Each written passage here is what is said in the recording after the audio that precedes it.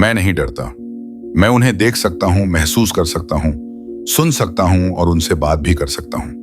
हाँ, वही जो तुम्हें सिर्फ डरावने ख्वाबों में आते हैं। आत्माएं, जिन्न, चुड़ैलें, भूत, सब मेरे लिए आम हैं। वो मेरे साथ हैं, हर वक्त, हर जगह। मैंने उनसे बातें की हैं, सुनी है उनकी कहानियां, सुना है उनका रोना, हंसी, और देखा है उनका वो चेहरा जो इंसान के दिमाग को हिला कर रख दे। लेकिन मैं नहीं हिला, क्योंकि मैं जानता हूं कि हर आत्मा बुरी नहीं होती, हर भूत डरावना नहीं होता और हर जिन्न खौफनाक नहीं होता। कुछ आत्माएं सिर्फ सुनने वाले की तलाश में भटक रही होती हैं, जैसे कि वो औरत जो मुझे पहली बार उस टूटे कुएं के पास मिली थी। चेहरा धुंधला था, लेकिन आंखें इतनी साफ कि जैसे उसकी आत्मा अब भी कुछ कहना चाहती हो। वो बोली, मैं मर चुकी हूं, पर मेरी बात अधूरी है। मैं वहीं बैठ गया, सुना उसकी अधूरी कहानी को, जो एक सच्चे प्रेम की दास्तां थी जिसे समाज ने इज्जत के नाम पर मार डाला। और अब वो हर रोज उस कुएं में बैठकर उस लड़के का इंतजार करती है जो कभी लौटेगा नहीं। पर मैं लौटता हूं हर हफ्ते, सिर्फ उसकी कहानी पूरी करने, क्योंकि जब तक वो पूरी नहीं होगी वो मुक्त नहीं हो सकती। और मैं उसे मुक्त करना चाहता हूं। मैं किसी भगवान का दूत नहीं हूं, ना ही कोई साधु। बस एक आम इंसान हूं जिसे इन आत्माओं की सच्चाई जानने का जुनून है। और यही जुनून मुझे ले गया था उस पहाड़ी की तरफ, जहां लोगों ने बताया था कि रात को बच्चों की चीखें आती हैं। और वाकई जब मैं वहां पहुंचा तो पेड़ों के बीच से एक बेहद ठंडी हल्दी हवा आई और मेरे कानों में एक छोटी बच्ची की आवाज गूंजी, मुझे घर जाना है। मैंने पीछे देखा तो कोई नहीं था। फिर नीचे जमीन पर एक टूटी हुई गुड़िया दिखी, और तभी मुझे उसके पैरों के निशान दिखे जो कहीं नहीं जाते थे, हवा में खत्म हो जाते थे। पर मैं चला उनके पीछे और पहुंचा एक पुराने खंडहर में। वहां दीवारों पर खून से बने हाथों के निशान थे, और उनमें से एक हाथ मेरे कंधे पर रखा। पर मैं नहीं डरा। मैंने कहा, बताओ क्या हुआ था? और फिर वो रोई, जोर से, दर्द से, जैसे बरसों से इंतजार कर रही थी किसी अपने के लौटने का। उसकी मां ने उसे जिंदा जलाया था सिर्फ इसलिए कि वो एक लड़की थी, और अब उसकी आत्मा उस खंडहर में सड़ती हुई अस्थियों के पास हर रात रोती है। पर वो बुरी नहीं है, वो किसी को नुकसान नहीं पहुंचाती, बस चाहती है कि कोई उसकी कहानी सुने। और जब मैंने उसकी सारी बात सुनी, उसकी आंखों से बहती राख जैसी बूंदें थम गईं और वो गायब हो गई, शांति से, जैसे किसी को मोक्ष मिल गया हो। यह सिर्फ शुरुआत थी। फिर मैंने उस लड़के से बात की जो अपने पिता की आत्मा को ढूंढ रहा था, जिसने आत्महत्या की थी लेकिन मरने के बाद भी घर नहीं छोड़ा। हर रात उसकी आत्मा सीढ़ियों पर बैठी रहती थी, कुछ सोचती हुई, शायद पछता रही थी। जब मैं उस घर गया तो घड़ी की सुई बंद थी, दीवारों पर पिता की पुरानी तस्वीरें थीं, और जैसे ही मैंने उसे देखा मेरी आंखें भर आईं, क्योंकि वो देख रहा था अपने बेटे को, बस देख रहा था, बिना कुछ कहे, पर उसकी आंखें चीख रही थीं। मैंने धीरे से कहा, आपका बेटा आपको अब भी माफ नहीं कर पाया। तब उसने पहली बार मुंह खोला। मैं खुद को भी माफ नहीं कर पाया। और फिर एक पल में सब कुछ अंधेरा हो गया। पर उसकी आत्मा वहां नहीं थी, वो चली गई थी। शायद इसीलिए क्योंकि उसने वो सुन लिया जो वो बरसों से सुनना चाहता था। मैं डरता नहीं, क्योंकि मैं जानता हूं कि डर से ज्यादा ताकतवर होती है सच्चाई, और इन आत्माओं की सच्चाई दर्द से भरी होती है। कुछ आत्माएं बुरी भी होती हैं, जैसे वो हवेली के तहखाने में बंद एक औरत थी जो हर उस इंसान को मार डालती थी जो बिना इजाजत उसके कमरे में जाता। लेकिन जब मैंने उससे पूछा कि ऐसा क्यों करती हो, तो वो चुप रही, फिर हंसी, एक खौफनाक हंसी, और बोली, मुझे जलाया गया था इसी कमरे में, और मैं किसी को भी नहीं छोड़ती जो मेरी तरह अंदर आता है। मैंने कहा, मैं तुमसे नहीं डरता। और वो चीख पड़ी, झूठ बोलता है, तू भी डरेगा। पर मैं वहीं खड़ा रहा, बिना हिले, बिना कांपे, और उसने देखा मुझे, मेरी आंखों में, और कहा, अगर तू नहीं डरा तो तुझे बताऊंगी मैं अपने आखिरी दिन की कहानी। और उसने बताया कैसे उसके अपने ही परिवार ने उसके पति को मार दिया, उसे बांधकर जिंदा जला दिया, सिर्फ इसीलिए क्योंकि उसने दूसरी जाति में शादी की थी।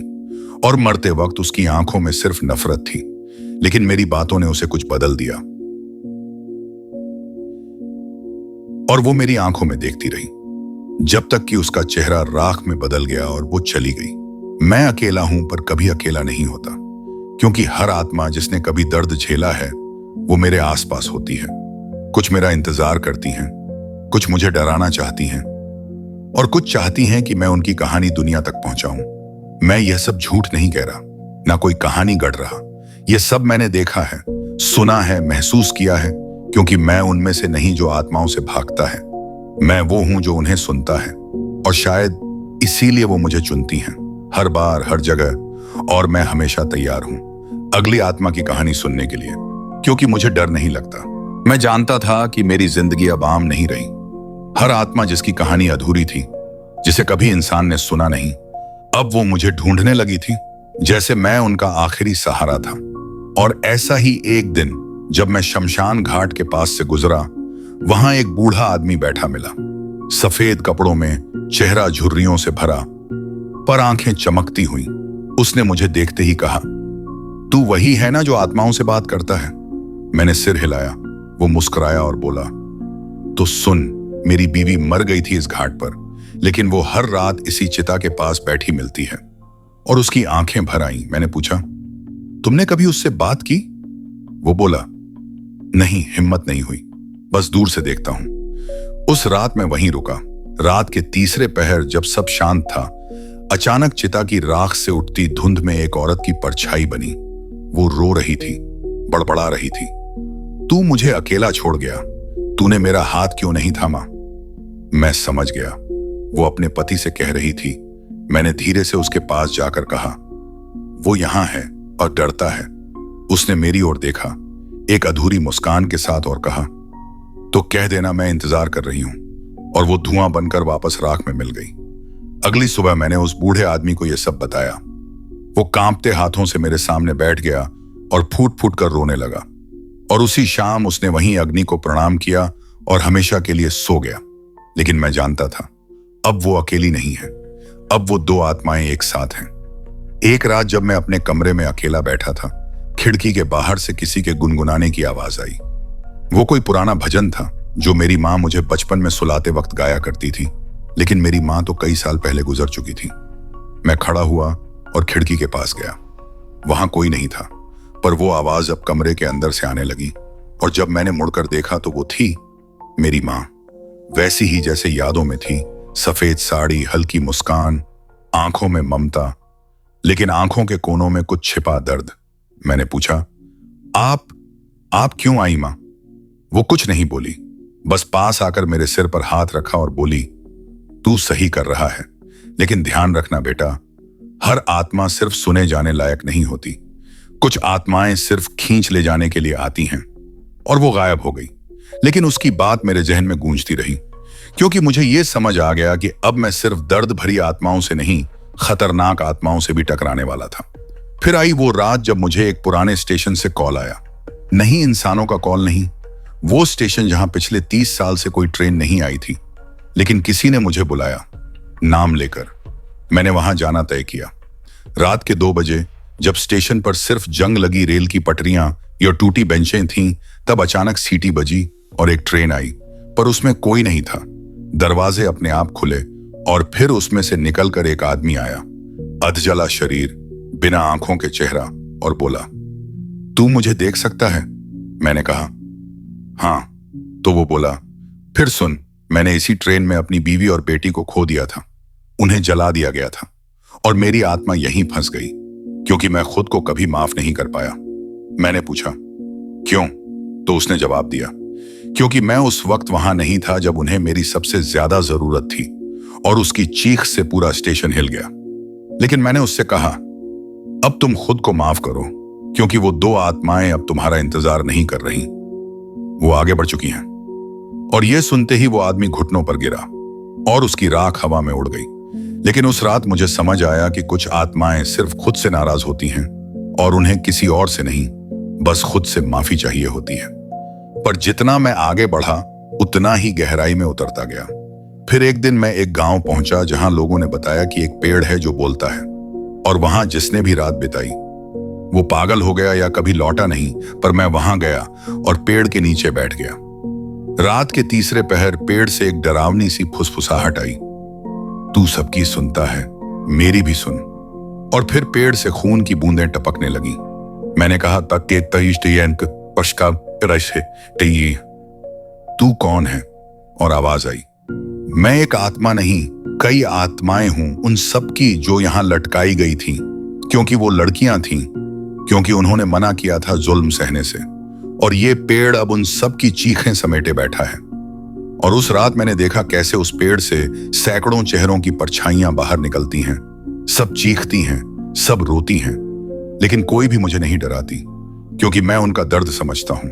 और मैंने उस गांव के हर इंसान को मजबूर किया कि उस पेड़ के नीचे एक मंदिर बनाए और एक स्मृति स्थल, ताकि कोई उन्हें भूले नहीं। और तब पहली बार वो आत्माएं मुस्कुराईं और आसमान में बदल गईं।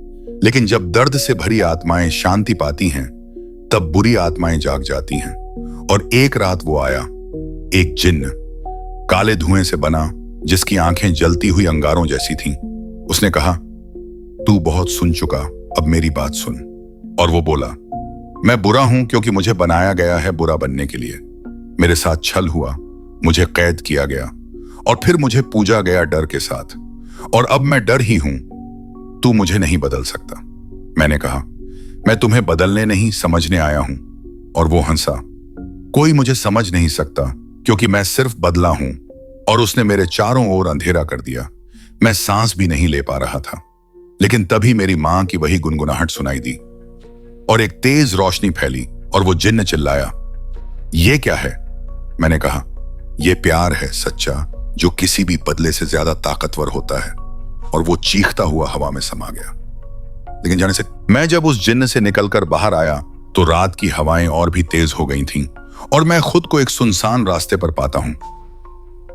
कहा है बेडैनी नैनो, जिस पक्की सड़क की तरफ खुदाई की गई घंटी कभी न बजने वाले खेतों की ओर मोड़कर चली गई थी। चारों ओर मोमबत्तियों की लौ गिरी हुई दिखाई दी, मानो किसी ने तूफान में खुद उनकी जिंदगियां बुझा दी हों। मैं उनके पास गया और महसूस किया इनकी ठंडक मेरी हथेलियों में उतर रही थी। मैंने इन्हें अपनाया, उन लोमड़ी जैसी लौं को, क्योंकि मैं जानता था यहां कोई मुझे बुला रहा है, कोई मुझे दिखाना चाहता है। मैंने धीरे धीरे अंदर कदम रखा। वहां एक प्राचीन हवेली थी। दीवारों पर पुरानी नक्काशी, छत से टट के लटके स्थानों पर धातु जैसे झर रहे थे। एक खिड़की टूटी थी और उसमें चांदनी ज्यों ही आई तो उस पर किसी चेहरे की परछाई बन गई। मेरे जैसे खड़े होकर मुझे देख रही थी। मैंने कहा, क्या तुम मुझे बुला रही हो? वो क्षण जड़ सा था, कोई जवाब नहीं, बस सन्नाटा। फिर वो चली गई, धूसर रूप में, सीढ़ियों के नीचे की ओर, मेरी ओर पीछे देखे बिना। और मैं उसके पीछे गया, उन हजारों कदमों पर, हर कदम जैसे मेरे सीने की धड़कन तेज कर रहा हो। और पहुंचा नीचे नीचे एक बड़ा साल्ट रहा, जिसकी दीवारों पर घंटों तक जड़ी फफूंदी की तरह गिरे रंगों के छींटे थे। बीच में एक तालाब सा गड्ढा था। वो यह था, पानी नहीं था, बस कीचड़ और उस पर हरे भूरे काई की एक मोटी परत। वहां एक कुर्सी रखी थी, पुरानी, लोहे की, टूट चुकी, लेकिन जगह पर अडिग बनी हुई। मैंने उसे छुआ, ठंडी, जंग लगी। तभी चारों ओर फिर से फुसफुसाहट गूंज उठी, बिना आवाज, जैसे हवा में लिखी हो। फिर एक स्वर उभरा, धीमी धीमी, दर्द से भरी। मैं, और फिर सूनी आवाज, तुम सुनोगे?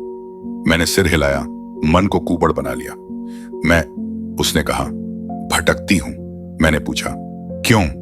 वो बोली, इस हवेली को मैंने बनाया था, मेरी इज्जत बचाने के लिए, उस दिन जब मैंने अपना रिश्ता तोड़ दिया, जब मैंने मर्यादा को तोड़ा। और किस कदर टूटे हुए रिश्ते की गहराई से झंझावात उठी। उसने मुझे दिखाया कैसे यहां उसने खुद अपनी आत्मा को बंद किया था। इज्जत की पवित्रता की लकीर पर चल सड़ गई थी उसकी जिंदगी। और जब समाज ने उसकी आवाज दबा दी थी, तब वो अपने घर की दीवारों के बीच आत्मा बनकर रह गई थी, लाचार, टूटी, बर्बाद। मैंने उसे हाथ में मोमबत्ती दी। मैं यहां हूं, सुन रहा हूं। उसने जलते अंगारों से आंखें चमकी और बोली, मैंने खुद जलाया था अपने आप को, पंजों में जंजीर बांधकर। मेरे पति ने कहा था, मर जाओ, क्योंकि तुमने उसकी पवित्रता लुटाई है। उसने अपनी असली आवाज सुना, जो आज भी चिल्लाती थी इस हवेली की राख में, गुलाब की पंखुड़ियों की तरह बिखरी हुई उस ठंडी मिट्टी में। और मैंने उसकी कहानी पूरी लिखी, उसकी आत्मा के लिए वही कथा बनाई जो उसे चाहिए थी। उसका सम्मान, उसकी कहानी, उसकी माफी। उस रात हवेली में खामोशी गहरी थी, लेकिन एक तरह की धुन, एक सुर, जो उसकी आत्मा की मुस्कान थी, फैल रही थी दीवारों में। फिर सुबह जब हवेली के पास गए लोग, तो वहां मंदिर सा सौंदर्य था। एक समर्पण, इज्जत के नाम पर टूटा एक रूप अब सम्मान बनकर खड़ा था। मैं वहां से आगे निकल पड़ा। रास्तों पर देखा, मिट्टी की चपेटों में गिरी अधूरी आत्माएं, बच्चियां, शिक्षक, किसान, नर्तकी, हर किसी की कहानी थी। कुछ रोती थीं, कुछ सवाल करती थीं, कुछ बस मिलना चाहती थीं उन लोगों से जो उनकी कहानी सुने, जिन्होंने उन्हें छूने की कोशिश की बिना डर के। और मैंने सुना उन सब की। किसी की कहानी प्रेम की थी और किसी की अमानवीयता की प्रतिज्ञा। कुछ आत्माएं खुद में उलझी थीं, कुछ दूसरों की याद में पतझड़ गई थीं, चाहम और हमने कुछ अपने बलिदान की गाथा सुनाकर निकल गई थीं शांति की ओर। इस बीच एक और आवाज आई। मैंने उसे पहले नजरअंदाज किया, लेकिन मन ने बुलाया। वो आवाज थी धीरे धीरे तपती हुई। तूने दर्द बोला है, अब सुन मेरे जंग का वह सार, ये कि मैं जला था 2 दिन बाद मेरी ब्याह में। वो बोल पड़ी, तेज जलते अतीत के जख्म खटखटाते हुए। मैं उसे वहां उपस्थित उन सब के बीच सुना, उसकी दास्ता, उसकी भावनाओं, उसके अपमान और फिर खुद को ही खत्म करने की उसकी चाहत। लेकिन मैंने उसे रोका। नहीं, मैं उसे किसी तरह की सजा देने नहीं आया था। मैं उसे सिर्फ सुनने आया था। और उसे शांति मिली। उसने कहा, तू सच है, एक शब्द जिसका सम्मान उसे देना था। और फिर वो गायब हो गई। हर आत्मा जिसे मैंने सुना, उसका भार अब मेरे सीने पर था। मेरी आत्मा बेहद बड़ी लगने लगी थी इन सब आत्माओं की कहानियों से। लेकिन मैं नहीं थकता, क्योंकि मुझे पता है कि इन आत्माओं का दर्द दुनिया को बदल सकता है, इंसानियत को पैदा कर सकता है। और अब जब मैं ये लिख रहा हूं, एक हाथ अपने आप कंपाता है मेरे कंधे पर, लेकिन मैं नहीं हिला। यह अगला अध्याय नहीं, एक नई दुनिया है जिसमें आत्माएं मेरे मार्गदर्शक हैं और मैं सिर्फ उनके शब्दों को सुनकर साधा जा सकता हूं।